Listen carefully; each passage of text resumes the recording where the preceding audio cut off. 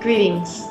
My name is AprilVihilidal. My avocations are astronomy, astrophysics, and archaeoastronomy. I will be at CPAK 2012, Conference on Precession and Ancient Knowledge, this year in Palm Springs at the Westin Mission Hill Resort on October 5th, 6th, and 7th. I will have a poster board video presentation there. I will be sharing my most recent and extremely exciting Archeo-astronomical find. I have been told by many colleagues that attendees at CPAK do not want to hear my theory on precession and procession of the equinoxes in its scientific numeric form because it is very complicated and a lengthy time-rendering exposition is required for its complete explanation. My colleagues have encouraged me to find a means by which I can communicate my extremely intense mathematical and involved scientific concepts in a creative and expedient manner. My colleagues have declared with some exasperation, people want to be entertained while learning in this age of electronics and instant messaging.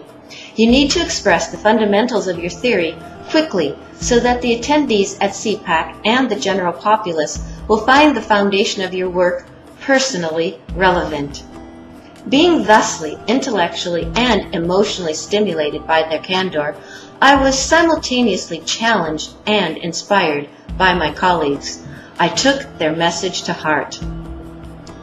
Therefore, I am going to entertain you with a journey into the distant past as I unveil my most recent and intriguing archaeo-astronomical find.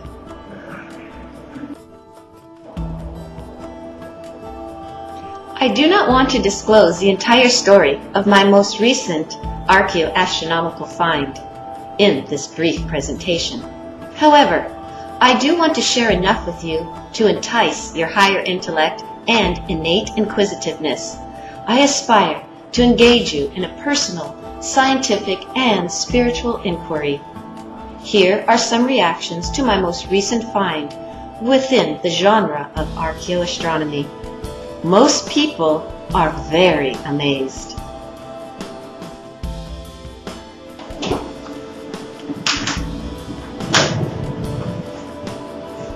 Go. You can say your name. Okay, my name is Gordon, and I'm finding this incredibly amazing. It doesn't surprise me at all. I've read and understood some things about ancient cultures that have set up things similar to this on multiple continents. I do find it somewhat interesting to try to understand how over 10,000 years or even 2,000 years or even recently with the earthquake in Japan, how the continents are moving in relationship to one another and then to the stars in the heavens.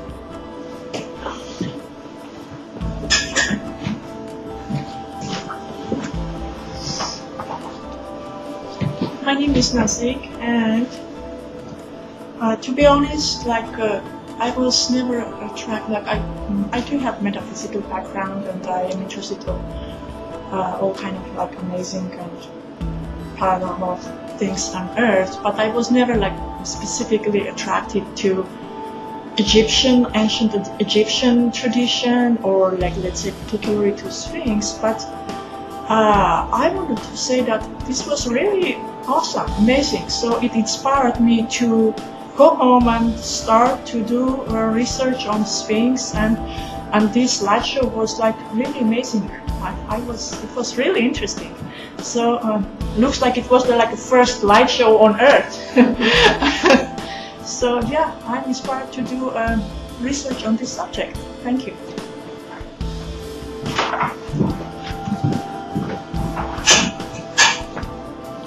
I'm Joan, and I'm a visual artist, and this is so fascinating, and it's like a living, constantly recurring art piece. And it has life to it and relevancy now as when it was made 10,000 years ago.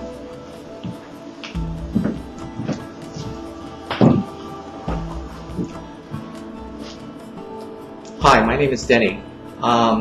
Looking at this presentation, I'm amazed how we're using our technology today to link with the mathematics and the concepts that they had before.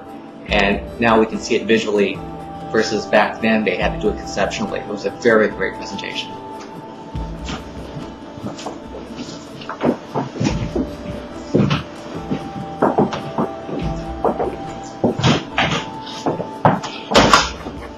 Hello, I'm Gregory. I'm not really familiar with this type of subject matter, but it has definitely opened my eyes, and I would definitely like to seek some more.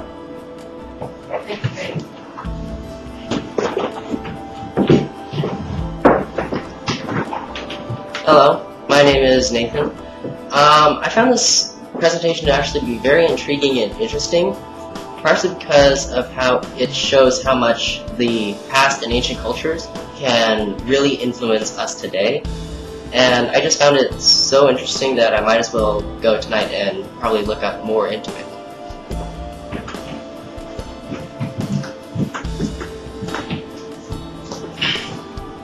Hi, I'm Debbie. I was not sure what to anticipate today, and I'm very excited that I came. I found it to be just extraordinary, and I want to see the rest of the day.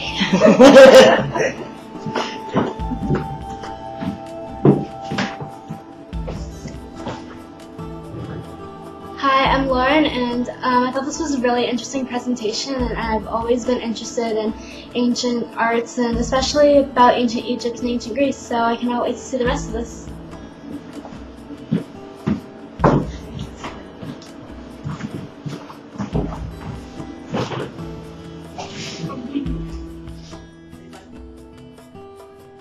My scientific investigation has led me to the realization that the ancient architects of the Sphinx encoded the Sphinx with ancient pi, the ancient radian, phi, and the square root of 2. My hypothesis states that the ancient builders of the Sphinx encoded the Sphinx with the knowledge concerning the 24,000-year precessional and a term I have coined processional cycle. The ancient designers of the Sphinx also used their advanced knowledge of astronomy to provide a variable light show at 31 degrees, 8 minutes north latitude and 29 degrees, 57 minutes east longitude to create effects of shadows and light upon the Sphinx oriented due east at the aforementioned coordinates. In so doing, they were able to convey a time-honored encoded message from the distant past of 10,400 years ago. The proverbial message in a bottle found floating over the sands of time.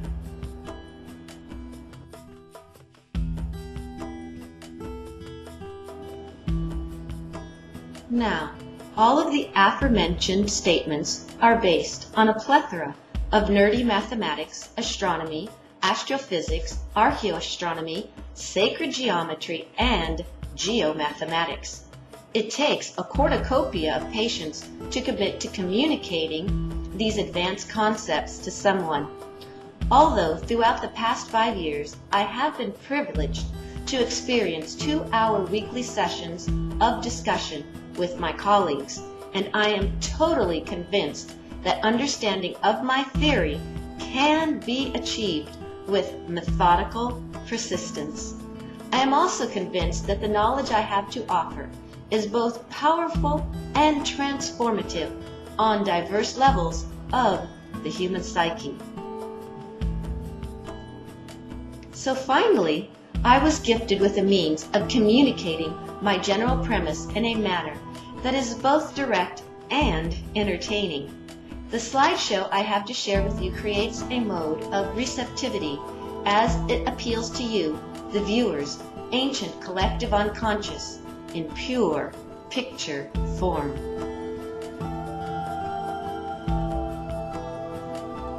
The video presentation enables you, my viewer, to experience in less than a 1-minute time span what the ancients of 10,000, 400 years ago would have taken from one full day to a week to experience, you, my viewer, will experience it in an effortless few moments, whereas the ancients would have viewed the same experience over hours of focused and constant meditation on the head of the Sphinx. I imagine the shadow image of the smiling Sphinx was seen by the ancients by using an imaging fixating technique applied to the long-term memory area of the brain. I want to distinguish between the brain and the mind. I imagine that the vision of the smiling Sphinx was accomplished by the ancients via the brain on the physical level and also by the use of the collective unconscious on the non-physical level or the astral level of experience. Where we now use an external time-lapse photography technique, the ancients used an internal means of experiencing their vision of the Sphinx smiling. They induced a type of internal time-lapse effect by an intended trance state that shifted their awareness from the physical to the non-physical. They were able to play with time in their minds the way we now play with time on computer video games. I am putting forth the idea that the ancients of 10,400 years ago took the entire day of the summer solstice as well as the days prior to and following the summer solstice to engage themselves in an experience of intense concentration and meditation to achieve an awareness that one can now have in moments due to time-lapse photography. To my amazement, the Sphinx came to life for me on my computer with a generated model of its majestic face and form. I could experience in my Escondido, California office in front of my computer on August 1st of 2012 what the ancients must have experienced on land in the great outdoors at the height of the solar year in front of their magnificent solar deity 10,400 years ago. Now the Sphinx will come to life for you, my viewer, wherever you are on the globe, and whatever time of the solar year you happen to be in as you partake of this viewing experience. I will now present some highlights from my upcoming presentation at CPAK 2012, Conference on Precession and Ancient Knowledge. Through many synchronicities, the Sphinx smiled upon me and has brought me much healing and transformation of consciousness. The perfect balance between the science of the soul pertaining to metaphysics and the science of the material universe pertaining to physics, astrophysics, and archaeoastronomy is now being achieved. The Sphinx smiled upon me. I want the Sphinx, Hor-em-aket, Horus in the horizon, to smile upon you as well. May all blessings be upon you. Here are 14 photos that will be a part of my poster board presentation at CPAK 2012. These photos collectively represent a series of time-lapsed simulation photos that demonstrate the shadows that are created by the sun over the face of the Sphinx on June 18, 2011, 3 days before the summer solstice, the longest day of the year. The simulation not only represents the year 2011, but any year, extending back in time to the very creation of the Sphinx, about 10,400 years ago, as well as any year in the future. That is, as long as the present landmass upon which the Sphinx resides remains as it is, without any changes due to the pole shifting, tectonic plate shifting, a falling meteor, or the alike. Frame by frame, from 4:41 a.m. to 10:17 a.m., the Sphinx, Hor-em-aket, Horus in the horizon comes to life with the rising sun and smiles at the height of summer. 4:41 a.m. Earth, brown stillness, prepares to catch the first rays of the rising sun on the horizon. Hor-em-aket, Horus in the horizon, begins to breathe. Azimuth, 60 degrees, 32 minutes northeast. Altitude, -0.2 degrees, 31 minutes below the horizon. Right ascension, 05 hours, 45 minutes. Declination, plus 23 degrees, 23 minutes. 5:05 a.m. The rays of the rising sun prepare to wash over Hor-em-aket, creating a sense of purity with only a glint of the shadow along the right side of the face as the sun rises 28 degrees to the north of due east. Azimuth, 63 degrees, 36 minutes northeast. Altitude, plus 0.1 degrees, 42 minutes above the horizon. Right ascension, 5 hours, 45.1 minutes. Declination, plus 23 degrees, 24 minutes. 5:29 a.m. The shadows along the right ear and the headdress now increase. The shadow on the right side of the head increases as the altitude increases.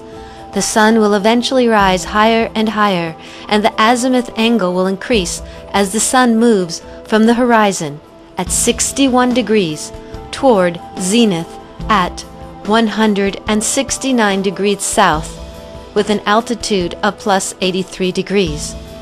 The sacred number 108 degrees from horizon to zenith at the summer solstice. Interesting, isn't it? Azimuth, 66 degrees, 27 minutes northeast. Altitude, 6 degrees, 13 minutes above the horizon. Right ascension, 05 hours, 52.2 minutes. Declination, plus 23 degrees, 24 minutes. 5:53 a.m. The right ear is concave and the left ear is convex. So, as the altitude of the sun rises and the azimuth increases, the right ear is outlined and becomes more and more accentuated, as if to say, "Listen to the sounds that greet me this day." This environmentally connected message is sent out to all who observe the shadow phenomenon of the Sphinx. Azimuth, 69 degrees, 10 minutes east. Altitude, plus 10 degrees, 58 minutes above the horizon. Right ascension, 05 hours, 45.2 minutes.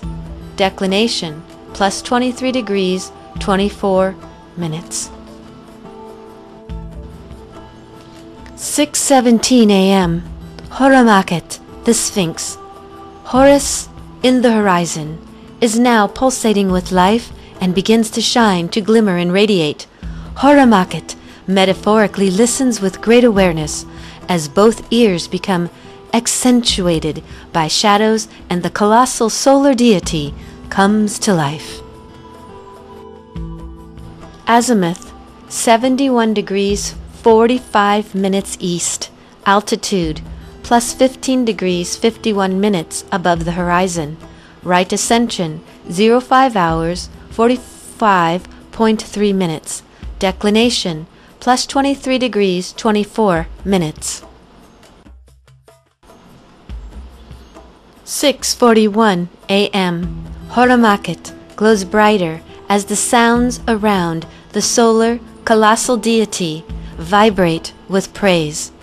Azimuth, 74 degrees, 15 minutes east. Altitude, plus 20 degrees, 48 minutes above the horizon. Right ascension, 05 hours, 45.4 minutes. Declination, plus 23 degrees, 24 minutes. 7:32 a.m. Shadows now begin to appear around the right cheek and under the chin of the great solar deity. The azimuth, 79 degrees 24 minutes east. Altitude, plus 31 degrees 32 minutes above the horizon.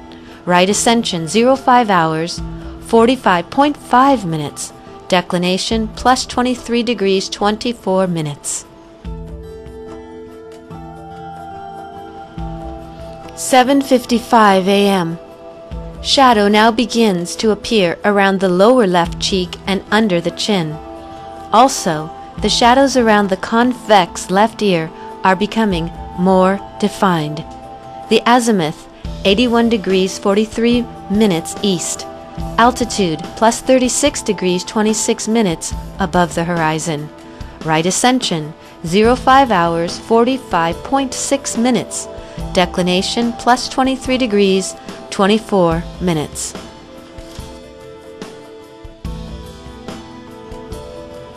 8:17 a.m.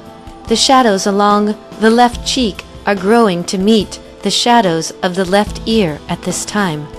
Look, a shadow has now formed under the lip of the titanic solar deity, making the lower lip appear to quiver, as if the great, silent stone sculpture were preparing to speak. Azimuth, 84 degrees 0 minutes east. Altitude, plus 41 degrees 10 minutes above the horizon. Right ascension, 05 hours 45.7 minutes. Declination, plus 23 degrees 24 minutes. 8:44 a.m. The shadows around the face are becoming more pronounced as a whole. Azimuth, 86 degrees 55 minutes east. Altitude, plus 46 degrees 59 minutes above the horizon. Right ascension, 05 hours 45.7 minutes. Declination, plus 23 degrees 24 minutes. 9:04 a.m. A very precise and delicate shadow now forms between the lower and upper lip, bringing life-like realism to the mouth of Hor-em-aket. Azimuth, 89 degrees 15 minutes east. Altitude, plus 51 degrees 19 minutes above the horizon. Right ascension, 05 hours 45.8 minutes. Declination, plus 23 degrees 24 minutes. 9:29 a.m.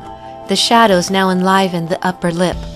A sweet smile is appearing upon the solar deity. Azimuth, 92 degrees 29 minutes east.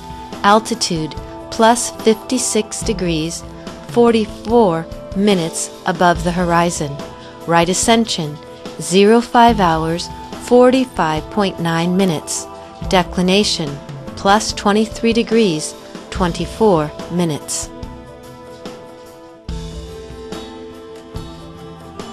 9:53 a.m. An inverted equilateral triangle forms with shadow at the point between the eyebrows.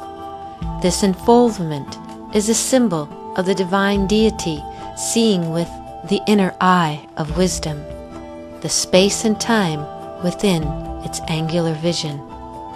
Azimuth, 96 degrees 09 minutes east. Altitude, plus 61 degrees 54 minutes above the horizon. Right ascension, 05 hours 45.9 minutes. Declination, plus 23 degrees 24 minutes. Shadow play now accentuates the eyes of the immense deity, and a full, voluptuous smile emerges as if to say, "May all blessings be upon you this day." The day, the height of the earth year, nearing the summer solstice, the longest day of the 365.25 earth year. This is not to be confused with the great solar year of 24,000 years, or one cycle of our solar system moving through the 12 signs of the zodiac. Azimuth 100 degrees 45 minutes east, altitude plus 67 degrees 02 minutes above the horizon, right ascension 05 hours 46 minutes, declination plus 23 degrees 24 minutes. The sublime smile of the golden child, of course, is not the end of the shadow play. The day is still young. This is just the beginning of my story. One cannot help but ponder the advanced abilities of the ancient architects of 10,400 years ago. My work goes on to explain the precision and sophistication needed to achieve such an endeavor through geomathematics, astrophysics, and astronomy. This most probably suggests that some history books will need rewriting. Now see the change of shadow with only the time signatures named. 4:41 a.m. 5:05 a.m. 5:29 a.m. 5:53 a.m. 6:17 a.m. 6:41 a.m. 7:32 a.m. 7:55 a.m. 8:17 a.m. 8:44 a.m. 9:04 a.m. 9:29 a.m. 9:53 a.m. 10:17 a.m. See the golden child smile. May all blessings be upon you. The journey of the sun begins with the sacred number 108. The sun moves from the horizon at 61 degrees toward the zenith at 169 degrees south. 61 minus 169 is 108. So the sun will travel 108 degrees from its beginning at the horizon to its zenith at 169 degrees south.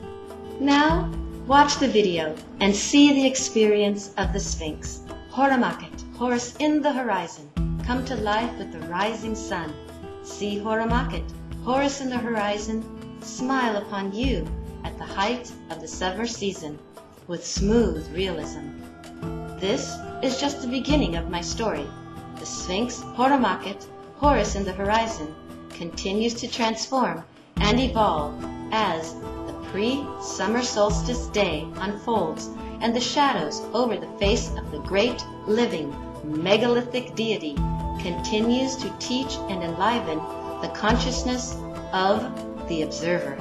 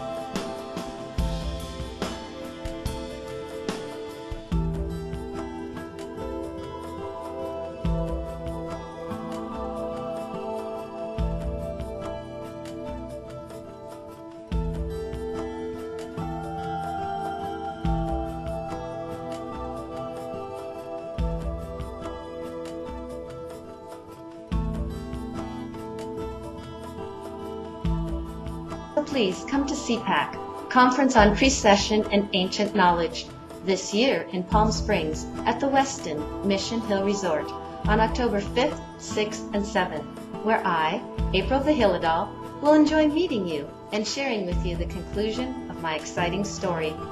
Come and see my poster board video demonstration on the shadow phenomenon of the Sphinx. This is an extremely exciting archaeo-astronomical find. After 5 years of intensive investigation that began in pursuance of my master's and doctoral degrees from the University of Metaphysics, I am finally very excited to share my results with you in an extraordinary and meaningful way at the holistic, mystical, and scientific venue, CPAK 2012. Here is a brief statement from the University of Metaphysics. I am a registered priestess and metaphysician from the University of Metaphysics, located in Sedona, Arizona. The teachings of the metaphysical ministry are based upon the teachings of the founder and include, but are not limited to, metaphysics, science of the mind, and philosophy, in correlation with the natural revelations of science and demonstrations of spontaneous, intuitive, spiritual experiences as they pertain to the aspirations of man, physical, spiritual, and mystical.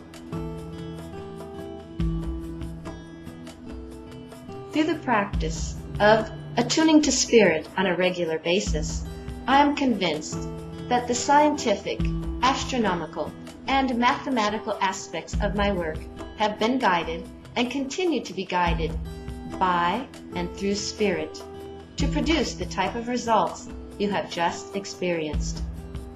Those interested in my vast knowledge concerning the shadows on the Sphinx phenomenon and the 24,000-year precessional, and a term I have coined, processional cycle, which this phenomenon is linked to and ultimately rests upon, can find me at CPAK 2012, Conference on Precession and Ancient Knowledge. If you would like to know the conclusion of this exciting story, then visit me, AprilVihilidal, at SphinxVihilidal.net. I have a DVD and book with the grand finale to this one-day enigma, the shadow phenomenon of the Great Sphinx. So please, come and visit me at CPAK, or you can blog or email me. Either way, hope to hear from you soon.